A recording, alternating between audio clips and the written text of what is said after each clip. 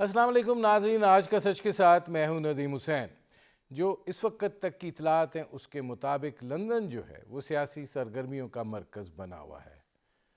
पस मंज़र और पेश मंज़र में रहने वाली शख्सियात जो हैं वो इस वक्त लंदन में मौजूद हैं और ज़ाहिर है कि मुस्लिम लीग नवाज़ के कायद मियाँ नवाज़ शरीफ साहब से मुलाकातें भी हो रही हैं। क्या इन मुलाकातों के नतीजे में ये अक्स किया जाए कि मियाँ साहब जो हैं वो इस बात पर गौर कर रहे हैं कि हुकूमत के ख़िलाफ़ तहरीक अदम एतमाद लाई जाए? अगर ये सोच है तो फिर इस सोच के पीछे बहुत सारे अवामिल भी कार फरमा हैं, और अगर वो अवामिल कार फरमा हैं तो इसका मतलब ये है कि वोट को इज़्ज़त दो का मामला जो है वो फिर सवालिया निशान बन जाएगा। दिखाई ये देता है कि एतबार जो है और एतमाद जो है उसका एक फुकदान है, और यही वजह बन रही है कि मुस्लिम लीग नवाज़ जो है वो इससे पहले भी पंजाब में और वफाक में पाकिस्तान पीपल्स पार्टी की इस ख्वाहिश को उन्होंने कोई वक़्त नहीं दी थी कि तहरीक अदम एतमाद जो है वो लाई जाए। मुस्लिम लीग न्यूज़ का ख्याल ये है कि एक टेलीफोन के ऊपर मामलात जो हैं वो तब्दील हो जाते हैं, और जब तक यकीन दहानी ना हो या यकीन ना हो उस वक़्त तक तहरीक अदम एतमाद का खेल खेलना जो है वो ख़तरनाक हो सकता है, और वो उसका मलबा जो है वो वापस अपने पर ही गिर सकता है। लेकिन अगर मुज़ाहमती सियासत का जहाँ तक ताल्लुक़ है तो जिस तरीके से 23 मार्च का महंगाई मार्च का ऐलान किया गया है उससे दिखाई ये देता है कि मुस्लिम लीग नवाज़ जो है उसको ये यकीन नहीं है कि महंगाई होने के बावजूद, लोग जो हैं वो इज़्तिराब का शिकार होने के बावजूद, मजमूई तौर पर देखा जाए तो एक हिजानी कैफियत होने के बावजूद जो है वो साथ चलने के लिए तैयार नहीं है। आज वफाकी वज़ीर इत्तलात फवाद चौधरी साहब कह रहे थे कि महंगाई जो है उसमें कमी हो रही है। वज़ीर आज़म इमरान खान का कहना है कि बस यही कोई 3-4 महीनों की बात। अगर 23 मार्च को देखा जाए तो ये भी 3 महीने ही बनते हैं, और अगर महंगाई का मसला उस वक़्त तक हल हो जाता है तो फिर शायद अपोजिशन की गिरफ्त जो है वो मज़ीद कमज़ोर होगी। गो कि इस वक्त भी मामलात जो हैं वो बयानात और बयानात से दावों के दरमियान जो है वो खेले जा रहे हैं, और ज़ाहिर है कि ये ड्रिबलिंग जो है ये हुकूमत को कोई ज़्यादा मुतासिर नहीं कर पा रही है, और वो जिस तरीके से रद्द अमल का इजहार करते हैं अपोजिशन जो है वो उसका जवाब जो है उस जारहानापन से नहीं दे पाती है। मियाँ शहबाज शरीफ साहब के अगर बयानात देखे जाएं महंगाई के हवाले से तो उसमें भी एक इनकिसारी दिखाई देती है। यही माहौल अगर इमरान खान के पास होता बहसीत अपोजिशन में होते हुए, मामलात जो हैं वो कुछ और होते। ये सियासत जो है ये किस रुख जाएगी, ये वो मंजरनामा है जिस पर करेंगे बात। मेरे आज के मेहमान सीजन्ड पॉलिटिशियन हैं, सोच और फ़िक्र के हामिल हैं, पाकिस्तान मुस्लिम लीग नवाज़ के सेक्रेटरी जनरल एहसन इकबाल। एहसन इकबाल साहब, ये फरमाइएगा कि जैसे मैंने बात की कि लंदन जो है वो यकीनन सरगर्मियों का मरकज़ जो है वो बना हुआ है, और ज़ाहिर है मुलाकातें हो रही हैं, आपको लगता है कि आप लोग तहरीक अदम एतमाद की तरफ जाएंगे? शुक्रिया नदीम साहब। देखिए, जहाँ तक लंदन का सवाल है, चूँकि कायद नवाज शरीफ साहब वहाँ पे हैं, तो जो भी कोई सीनियर रहनुमा लंदन जाता है वो ज़रूर उनकी तीमारदारी करने के लिए उनसे मिलता है, मुलाकात करता है। इसमें कोई गैर मामूली बात नहीं है। जहाँ तक आपने अपने इब्तदाइये में जो हालात बताए कि बेहतर हो रहे हैं, तो मैं बहुत अदब से ये अर्ज़ करूँगा कि मैंने तो नहीं देखा दिन ब दिन महंगाई में इज़ाफ़ा हो रहा है, लोग बिलबिला रहे हैं। और अगर हुकूमत के वज़रा ये दावा कर रहे हैं कि महंगाई कम हो रही है, तो मुझे ये ज़रा इस बात का जवाब दें कि 350 अरब रुपए के जो टैक्स ये मिनी बजट में तजवीज़ कर रहे हैं, उनके बाद तो महंगाई की नई सुनामी आएगी। इसी तरह जो अब हुकूमत ने और स्टेट बैंक ने पॉलिसी रेट को मज़ीद बढ़ाने का फ़ैसला किया है, उससे मईशत में सुस्त रवी होगी, कॉस्ट ऑफ फाइनेंसिंग बढ़ेगी और आपके कर्ज़ों का बोझ भी बढ़ जाएगा, जिसकी वजह से हुकूमत मज़ीद कर्ज़े लेने पे मजबूर होगी और मुल्क के अंदर अफरा-तफरी ज़्यादा फैलेगी, एहसन इकबाल बेरोज़गारी साहब, मैं इससे इकॉनमी पर मैंने आना है, वो आपसे मैं प्रॉपर बात करूंगा। मैं थोड़ा सा شروع میں سیاسی معاملات جو ہیں وہ تھوڑا سا آپ سے اس پہ بات کر لوں. یہ جو چیز عکس کی جا رہی ہے وہ اس بات سے بھی عکس کی جا رہی ہے کہ شاہد خاقان عباسی صاحب نے جو کہا ہے کہ ہمارے اگلے وزیر اعظم شہباز شریف ہوں گے، یہ ان کا اشارہ تھا یا یہ کہ کچھ روڈ میپ طے ہوا ہے، کچھ چیزیں معاملات جو ہیں وہ آگے بڑھے ہیں؟ دیکھیے، جو شاہد خاقان عباسی صاحب نے ایک انٹرویو میں بات کی ہے وہ ایک اصولی بات کی ہے کہ شہباز شریف صاحب پارٹی کے صدر ہیں اور صدر ہی بالعموم وزارت عظمیٰ کے امیدوار ہوتے ہیں. تو انہوں نے کوئی ایسی نیا پالیسی بیان نہیں جاری کیا، جو ایک ہمارے پارٹی میں روایت رہی ہے اسی کو انہوں نے پیش کیا ہے. دوسری بات جو آپ نو کانفیڈنس کی کر رہے تھے، دیکھیے اس وقت اگر ہم نے سسٹم کو، یہ جو موجودہ حکومت ہے اس کو تبدیل کرنا ہے تو اس کے دو ہی راستے ہیں. ایک راستہ تو یہ ہے کہ اتنا بڑا سنگین بحران پیدا ہو اسمبلیوں کے اندر، ساری اپوزیشن اجتماعی طور پہ استعفے دے دے تو پھر 800 میں سے 400 سیٹوں پہ الیکشن کرانا ناممکن ہے، پھر عام انتخابات ہی ہوں گے. اور دوسری صورت جو ہے وہ یہ ہے کہ وزیر اعظم کے خلاف عدم اعتماد ہو اور اس کے نتیجے میں اگر وہ کامیاب ہوتا ہے تو نیا وزیر اعظم اسمبلیوں کو برخاست کر کے نیا الیکشن کا اعلان کرے. چونکہ پاکستان کے آئین میں اسمبلی توڑنے کا اب 18ویں ترمیم، اس سے پہلے جو 58(2)B ہے وہ ختم ہو چکی تھی. تو اب یہ حل نہیں ہے کہ آپ صدر کے ذریعے اسمبلیاں توڑوا سکیں، اسمبلی توڑنے کا اختیار صرف وزیر اعظم کو ہے. تیسرا راستہ یہ ہے کہ عمران خان صاحب اتنے دباؤ میں ہوں یا وہ اپنی اس کیلکولیشن میں ہوں کہ وہ سمجھیں کہ ان کے لیے آج کے حالات آنے والے کل سے بہتر ہیں اور مزید اقتصادی بحران گہرا ہوگا تو جتنی جلد الیکشن کرا لیں ان کے لیے شاید کچھ سیٹیں بچ جائیں گی، تو پھر وہ خود بھی اسمبلیاں توڑ سکتے ہیں. تو احسن یہی اقبال صاحب، یہ جو آپ نے بات کی ہے، کیا اس سے یہ نتیجہ عکس کیا جائے کہ جو آپ لوگ استعفے نہیں دے رہے ہیں، جو جیسے آپ نے ذکر کیا کہ ایک بڑا بحران پیدا ہو سکتا ہے، آپ بھی چاہتے ہیں کہ حکومت چلے، 5 سال پورے ہوتے ہیں تو 5 سال پورے ہو جائیں، اگر گرنی ہے تو خود ہی گر جائے؟ اس کا مطلب ہے کہ معاملات صرف بیانات کی حد تک ہی محدود ہیں کہ حکومت آج جا رہی ہے، کل جا رہی ہے، پرسوں جا رہی ہے؟ نہیں، ایسی بات نہیں ہے. ہم تو یہ چاہتے ہیں کہ حکومت جلد از جلد رخصت ہو، لیکن ہمارے ہاں یہ سوچ ہے کہ اگر اپوزیشن میں سے ایک دھڑا اسمبلی کے اندر موجود رہے گا اور باقی اپوزیشن استعفے دے گی، مثال کے طور پہ اگر پیپلز پارٹی اسمبلیوں میں بیٹھی رہے تو پھر پیپلز پارٹی اور پی ٹی آئی مل کر ایک حکومت اپوزیشن کا کھیل کھیل سکتے ہیں.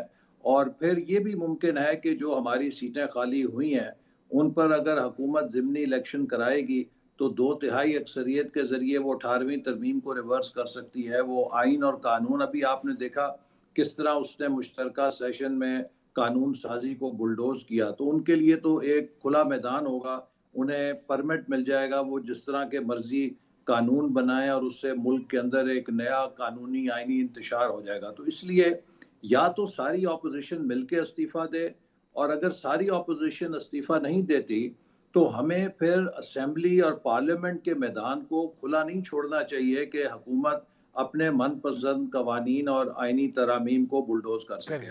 احسن اقبال صاحب، آپ ظاہر ہے آپ کا پارلیمنٹ میں پیپلز پارٹی سے رابطہ ہے، پارلیمان میں شہباز شریف صاحب اپوزیشن لیڈر ہیں، اس موضوع پہ ان سے بات ہوئی کہ اب یہ وقت ہو سکتا ہے کہ استعفے جو ہیں وہ نتیجہ خیز ثابت ہوں، تو پیپلز پارٹی کا کیا رد عمل آپ کو دکھائی دیتا ہے اگر ہوئی ہے بات؟ جی، آپ کے علم میں ہے کہ سب سے سازگار مرحلہ جو استعفوں کا تھا وہ 26 مارچ کو لانگ مارچ کے اعلان کے ساتھ تھا. اس وقت 9 جماعتیں پی ڈی ایم کی استعفیٰ دینے کے حق میں تھیں، صرف پیپلز پارٹی نے نہیں دیا، جس کی وجہ سے ہماری وہ 6 مہینے کی جو محنت ہے وہ بھی ضائع ہوئی اور وہ مومنٹ چلا گیا. اب یہ ہے کہ ہم سمجھتے ہیں کہ اگر ہم حالات جس تیزی سے بگڑ رہے ہیں، اب خود پی ٹی آئی کے اراکین اسمبلی پہ ان کے ووٹرز کا، ان کے حلقوں کا بہت شدید دباؤ ہے، اور خود پی ٹی آئی کے اندر سے اراکین اسمبلی ان پالیسیز سے ڈسٹنس کرنا چاہتے ہیں جو وزیر اعظم عمران نیازی صاحب اس وقت فالو کر رہے ہیں. آپ نے بلوچستان میں بھی دیکھا کہ وہاں حکومت کی جو تبدیلی ہوئی وہ بنیادی طور پہ خود حکمران اتحاد کی طرف سے یا حکمران جماعت کی طرف سے جو ڈسیڈنٹ گروپ ہے اس کے نتیجے میں وہ تبدیلی ممکن ہوئی. ہم نے 2 مثالیں حال ہی میں دیکھی ہیں. ایک جب وزیر اعظم نے اعتماد کا ووٹ لیا تو کس طرح ایجنسیوں کے ذریعے بعض حکومتی اراکین کو جو ووٹ نہیں دینا چاہتے تھے برآمد کیا گیا اور ان سے ووٹ ڈلوائے گئے. پھر ابھی مشترکہ اجلاس کے اندر حکومت کی حلیف جماعتیں برملا کہہ چکی تھیں کہ وہ ووٹ نہیں کرنا چاہتی ہیں، لیکن ٹیلی فون آئے، انہیں بھی مجبور کیا گیا کہ وہ ووٹ ڈالیں. تو اس لیے ہم بار بار یہی کہتے ہیں کہ جو نو کانفیڈنس ہے یہ ایک بڑا خطرناک کھیل ہے، چونکہ اس میں اگر ریاستی ادارے غیر جانبدار نہیں ہوں گے تو پھر اس میں کامیابی کا امکان تقریباً نہ ہونے کے برابر برابر ہوتا ہے. ہے. احسن اقبال صاحب یہ فرمائیے گا کہ آپ ایک مزاحمتی اس کی بات کرتے ہیں، بڑا جوش اور جذبے کے ساتھ ہم دیکھتے رہے، گفتگو ہوتی رہی، حکومت کے جانے کی تاریخیں بھی دی جاتی رہیں، لیکن جب مہنگائی جس کا آپ اتنے تواتر کے ساتھ، اتنے تسلسل کے ساتھ، اور پہلا لفظ ہی یہیں سے شروع ہوتا ہے، اس کے مارچ کا آپ نے تاریخ دی، تو آپ 3 مہینے جو ہے اس کو آگے لے گئے. آپ کو کیا لگتا تھا، محسوس ہوتا ہے، کیا لوگ آپ کے ساتھ چلنے کے لیے تیار نہیں ہیں، یا آپ یہ سمجھتے ہیں کہ نہیں ابھی مہنگائی کی لوگ اتنی ہیٹ محسوس نہیں کر رہے ہیں کہ 3 مہینے ذرا اور ان کو مہنگائی کے چولہے پہ بیٹھا رہنے دو؟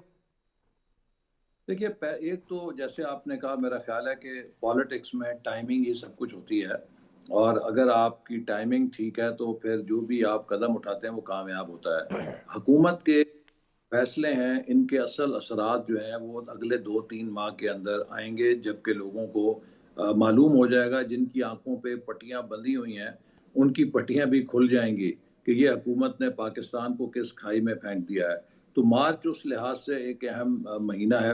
پھر 23 مارچ کا دن ایک بہت علامتی حیثیت رکھتا ہے. یہ دن وہ دن ہے جس دن ہم نے بر صغیر کے مسلمانوں نے پاکستان بنانے کا عزم کیا. پھر یہ وہ دن ہے جس دن پاکستان کی کانسٹیٹیوئنٹ اسمبلی نے پہلا آئین 23 مارچ 1956 کو پاس کیا. ہماری ساری جدوجہد آئینی حکمرانی کی ہے اور عوام کی امنگوں کو احترام کرنے کی ہے. تو اس لیے ہم نے 23 مارچ کا انتخاب کیا ہے کہ یہ ایک سنگ میل ہے اس حوالے سے پاکستان کی تاریخ میں.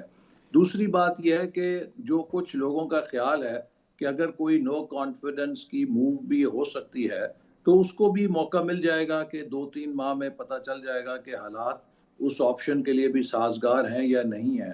اور اگر نہیں ہے تو پھر آبویسلی جو 23 مارچ کے بعد مزاحمتی جو تحریک ہے وہ آگے بڑھے گی. اور باقی میں آپ کو یہ ضرور کہوں گا، آپ نے شروع میں کہا کہ شاید آپ چاہتے ہیں کہ یہ حکومت اپنی مدت پوری کرے. میرا یہ خیال ہے کہ اگر یہ حکومت مدت پوری کر گئی تو جو اس وقت معیشت کا، معاشرت کا، سیاست کا اور سفارت کا بحران ہے جس نے پاکستانی ریاست کو کھوکھلا کر دیا ہے. ایک ہماری دور کی جو ریاست ہے، نیشن سٹیٹ ہے، اس کی 4 بنیادیں ہوتی ہیں: اس کی معیشت، اس کی سیاست، اس کی معاشرت، اس کی سوسائٹی اور اس کی سفارت، اس کی ڈپلومیسی. چاروں کی چاریں ہماری بنیادیں ڈھہ چکی ہیں، گر چکی ٹھہر ہیں. گئی. اور نہیں، اس اس میں وقت اب ایک سوال ہے احسن اقبال صاحب. سوال یہ ہے کہ یہ بھی ایک تاثر ہے کہ دیکھیں 23 مارچ ایک بڑا دن ہے، ایک بہت بڑی تقریب ہوتی ہے اسلام آباد میں، باہر سے بھی ڈگنیٹریز اس کے اندر آتی ہیں. تو یہ لگتا یہ ہے کہ تاریخ اسی لیے دی ہے کہ ٹھیک ہے پھر اور 1 مہینہ آگے کی تاریخ دینے کا ایک موقع مل جائے گا. وہ دیکھیے، ایک دن ہوتا ہے 14 اگست، تو اس سے بھی بڑا دن ہے ہمارا، یوم آزادی ہے. اور عمران خان صاحب نے تو 14 اگست کا انتخاب کیا تھا جس دن یوم آزادی پہ وہ لوگوں کو دھرنے کے لیے لے کے نکلے تھے. لہٰذا 23 مارچ پہ اس حکومت کو کوئی اعتراض نہیں ہونا چاہیے. دوسری بات یہ ہے کہ جیسے میں نے کہا کہ یہ 23 مارچ اصل میں تو عوام کا دن ہے. 23 مارچ 1940 کو عوام نے خواب دیکھا تھا. 23 مارچ 1956 کو پاکستان کو پہلا آئین ملا تھا. تو اگر 23 مارچ کو ایک عوامی پریڈ بھی ہو جائے تو کوئی مذائقہ نہیں کہ چاروں صوبوں سے، کشمیر سے، گلگت بلتستان سے لوگ آ کر اس عزم کا اظہار کریں کہ وہ پاکستان کو ایک مضبوط جمہوریت دیکھنا چاہتے ہیں، پاکستان میں آئین کی بالادستی دیکھنا چاہتے ہیں.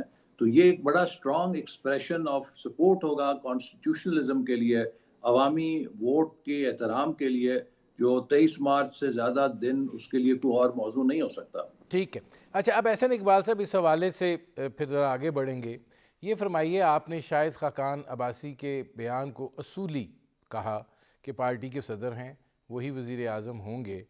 اس سے پہلے جب بھی اس طرح کی کوئی مواقع آئے ہیں تو اس کے راستے میں ظاہر ہے کہ بریکرز تھے اور پھر ویسا نہیں ہو پایا. آپ کو کیا لگتا ہے کہ مسلم لیگ نواز جو ہے اس کو یہ تاثر یقینی ہے کہ ٹھیک ہے نواز شریف صاحب بھی نااہل ہیں, مریم نواز صاحبہ کا بھی آپ کو لگتا ہے کہ نا امید ہو چکے ہیں, جو آپ یہ کہہ رہے ہیں کہ شہباز شریف صاحب وزیر اعظم ہوں گے, یہ ایک اصولی موقف ہے, اور جب آپ اصول کی بات کر رہے ہیں تو اس کا مطلب یہ ہے کہ ایک فیصلہ ہے, تو یہ پھر آپ کو لگتا ہے کہ بیانیہ بھی ایک مولڈ میں آ گیا ہے اور وہ کنفیوژن دور ہو گیا ہے؟ دیکھیے میں یہ بات واضح کرنا چاہتا ہوں ندیم صاحب, مسلم لیگ نون میں بیانیہ کا کوئی کنفیوژن نہیں ہے. اوپر سے لے کے نیچے تک ہم سب ایک ہی بات کرتے ہیں کہ 72-74 سال ہو گئے ہیں پاکستان کی تاریخ میں, ہم ایک میوزیکل چیئر میں چل رہے ہیں, ہم ایک دائروں کا سفر کر رہے ہیں. ہندوستان کہاں چلا گیا, بنگلہ دیش کہاں چلا گیا, کچھ ہمیں اپنی تاریخ سے, ابھی 16 دسمبر آنے والی ہے, 50 سال ہو جائیں گے سقوط مشرقی پاکستان کو. ہم نے ایک سبق نہیں سیکھا, ایک بھی سبق نہیں سیکھا. وہ تمام ہماری حرکات جن کی وجہ سے پاکستان ٹوٹا, ہم ان کے اوپر آج بھی بڑے خوشی کے ساتھ برضا اور رغبت عمل کر رہے ہیں. ہم کیا چاہتے ہیں؟ تو یہ اب وقت آ گیا ہے کہ پاکستان کو اگر ہم نے مضبوط کرنا ہے, اور یہ مفاد سیاست دانوں کا نہیں ہے, یہ کسی ایک طبقے کا نہیں ہے. پاکستان کی فوج کا بھی تبھی مقصد پورا ہوگا جب پاکستان مضبوط ہوگا سیاسی طور پہ اور معاشی طور پہ. پاکستان کی عدلیہ بھی تبھی ترقی کرے گی, پھلے پھولے گی, اگر پاکستان سیاسی اور معاشی طور پہ مضبوط ہوگا. پاکستان کے سیاستدان کی بھی تبھی قدر ہوگی اگر پاکستان معاشی اور سیاسی طور پہ مستحکم اور مضبوط ہوگا. تو یہ ہم سب کا فرض ہے کہ ہم دیکھیں کہ یہ ملک کیسے بچ سکتا ہے, یہ کیسے ترقی کر سکتا ہے, اور وہ راستہ صرف یہی ہے کہ اس ملک کو آئین کے مطابق چلایا جائے.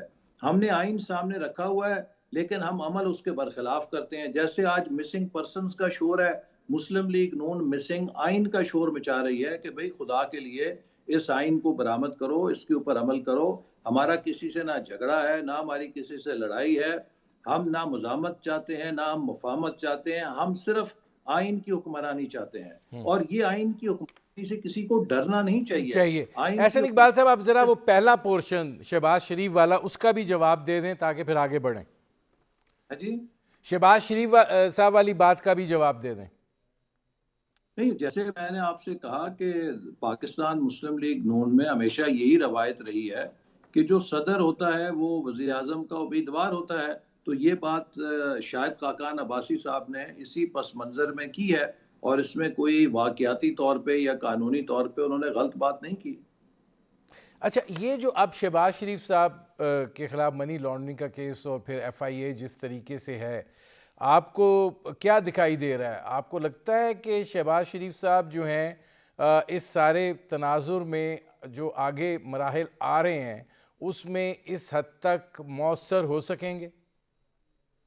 دیکھیے, یہ حکومت جو ہے اپنے عمران خان صاحب پاکستان کے سب سے زیادہ انسیکیور لیڈر ہیں, اور کسی بھی شخصیت سے یا لیڈر سے اگر انہیں خوف ہے کہ وہ ان کا متبادل ہو سکتا ہے تو وہ چاہتے ہیں کہ اس متبادل کو کردار کشی کر کے خراب کیا جائے اور اس کو روکا جائے اس کا راستہ. لیکن اس طرح راستہ نہیں رک سکتا, چونکہ یہ جتنے کیسز آج تک انہوں نے بنائے ہیں وہ الف لیلا کی کہانیاں ثابت ہوئی ہیں, اور کورٹ آف لاء میں آج بھی کسی ایک کیس کے اندر اتنا میٹ نہیں تھا یا کوئی ایسا ایویڈنس نہیں تھا کہ جس کی بنیاد پہ یہ ہماری کردار کشی کرتے ہیں.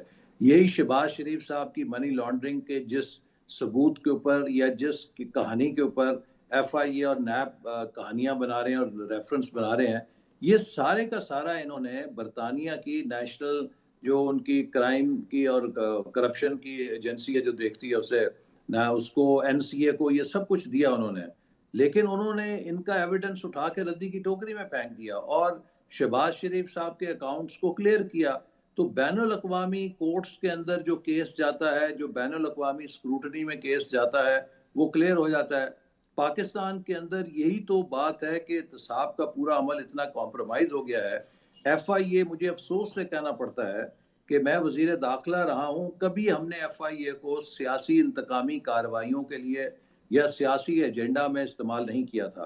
اور مجھے بڑا دکھ ہے کہ ایف آئی اے جس کے اندر پولیس کے افسران ہوتے ہیں، پی ایس پی آفیسرز ہوتے ہیں، یہ ایک بڑا پروفیشنل ادارہ ہوتا تھا، لیکن اس کو جس طریقے سے مسلم لیگ نون کے اراکین اسمبلی اور لیڈرز کے خلاف استعمال کر کے اسے نیب 2 بنا دیا جا رہا ہے، یہ ان افسروں کی پروفیشنلزم کے اوپر ایک بہت بڑا دھبا ہے۔ احسن اقبال صاحب، اب ذرا یہ فرمائیے گا کہ پاکستان کی معیشت جو ہے اس کی بہت بات ہوتی ہے، ظاہر ہے مہنگائی جو ہے اس کی بات ہوتی ہے، وہ ہے بھی، اس کے اثرات اپنی جگہ پہ ہیں، ان پٹ کاسٹ بڑھ گئی ہیں، یہ سارا سلسلہ جو ہے وہ چل رہا ہے، لیکن جو حالات ہیں اور جس طریقے سے ایک عوام کے اندر رد عمل آنا چاہیے وہ تو دکھائی نہیں دے رہا ہے، اور یہی شاید وجہ ہے کہ آپ کو بھی یہ چیزیں جو ہیں یہ روک رہی ہیں کسی احتجاجی موڈ میں جانے کے لیے۔ دیکھیے، یہ آپ کا بہت اہم سوال ہے ندیم صاحب۔ میں آپ کو یہ کہوں گا کہ جب بھی کسی معاشرے کے اندر اقتصادی بحران پیدا ہوتا ہے تو اس کے پہلے مرحلے کے اندر لوگ اپنی روٹی کمانے کے لیے، اپنی دہاڑی لگانے کے لیے وہ نفسا نفسی میں مصروف ہوتے ہیں، وہ ہاتھ پیر مارتے ہیں کسی طرح ہمارا گزارا چل جائے۔ لیکن جب ہر طرف سے وہ مایوس ہوتے ہیں تو پھر وہ جتھے، وہ ہجوم، وہ گروہ، وہ عوام بھوک، مہنگائی، بے روزگاری کے ہاتھوں جب سڑکوں پہ نکلتے ہیں تو وہ ایک انقلاب کو لے کر آتے ہیں۔ میں یہ بات کہہ چکا ہوں کہ ہمارے لیے نہایت خطرناک بات یہ ہے کہ ہماری آبادی اوور سپیڈنگ سے بڑھ رہی ہے، اور 2018 کے بعد ہماری معیشت کو کریش کر کے انڈر سپیڈنگ پہ ڈال دیا گیا ہے۔ تو جس معاشرے میں آبادی اوور سپیڈنگ پہ ہو اور معیشت انڈر سپیڈنگ پہ ہو، وہ خونی انقلاب کی طرف بڑھتا ہے۔ وہاں پر پھر لوگ بھوک ننگ کے ہاتھوں اور غربت کے ہاتھوں دیکھتے نہیں سامنے کیا ہے۔ ہمیں اس وقت سے بچنا چاہیے اور ہمیں اس معیشت کو سنبھالنا ہے۔ پاکستان میں اللہ تعالیٰ نے بہت وسائل دیے ہیں۔ آج جو ہم قیمت ادا کر رہے ہیں یہ اس ناسمجھی کی، نااہلی کی، نا تجربے کاری کی، جس کے بارے میں تو الیکشن سے پہلے بھی کہتا تھا کہ آپ اناڑی سے موٹر سائیکل نہیں چلوا سکتے تو 22 کروڑ عوام کی معیشت کیسے چلوا سکتے ہیں، اس کی چلوا مشین سکتے ہیں۔ کیسے اب اس میں ایک سوال ہے احسن اقبال صاحب، اور سوال یہ ہے کہ دیکھیں پاکستان کی آبادی کا جو گھرانے ہیں 40% کے قریب لوگ باہر ہیں، اس ملک میں 29 ارب ڈالر ہر سال آتا ہے، یہ پیسہ جو ہے یہ روٹیٹ ہوتا ہے پورے معاشرتی نظام کے اندر۔ اگر آپ اس کو روپے میں کنورٹ کریں اور آج کے تبادلہ ریٹ سے اس کو کریں تو آپ دیکھیں کتنے کھربوں میں جا کر یہ رقم جو ہے یہ چلی جاتی ہے اور پھر وہ گھومتی ہے۔ دوسری چیز یہ ہے کہ آپ ایک زرعی ملک ہیں اور اس حد تک ہیں کہ آپ 27 ملین ٹن گندم بھی پیدا کر لیتے ہیں، چاول بھی اپنی ضرورت سے زیادہ پیدا کر لیتے ہیں، چینی بھی آپ پیدا کر لیتے ہیں، سبزیاں بھی آپ اپنی جو ضرورت ہے اس کے مطابق پیدا کر لیتے ہیں۔ تو پھر آپ ایسے معاشرے سے انقلاب کی توقع کیسے رکھ سکتے ہیں؟ شاید یہی وہ بینچ مارک ہے جس کو خان صاحب پہچان گئے ہیں اور یہی وہ وجہ ہے، وہ کہتے ہیں ہاں ٹھیک ہے مہنگائی ہے لیکن معاملات ادھر پیسہ بھی ہے۔ نہیں، دیکھا میرا نہیں خیال کہ پیسہ اس وقت کوئی ایسا ہے کہ جس نے سیفٹی ویلو بنایا ہوا ہے۔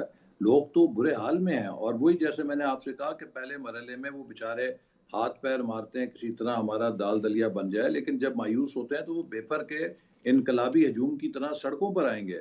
اور دوسری بات یہ ہے کہ جو آپ نے زراعت کی بات کی، اس وقت تو زراعت سب سے زیادہ ہٹ لسٹ کے اوپر ہے۔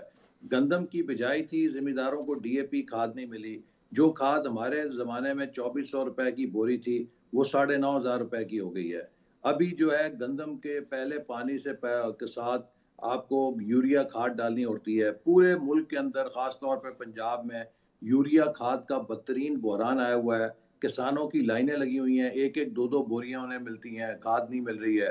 جو ان پٹس ہیں وہ سارے مہنگے ہو گئے ہیں، ادویات زرعی بہت مہنگی ہو گئی ہیں، اجناس کی قیمت انہیں اس حوالے سے مل نہیں رہی۔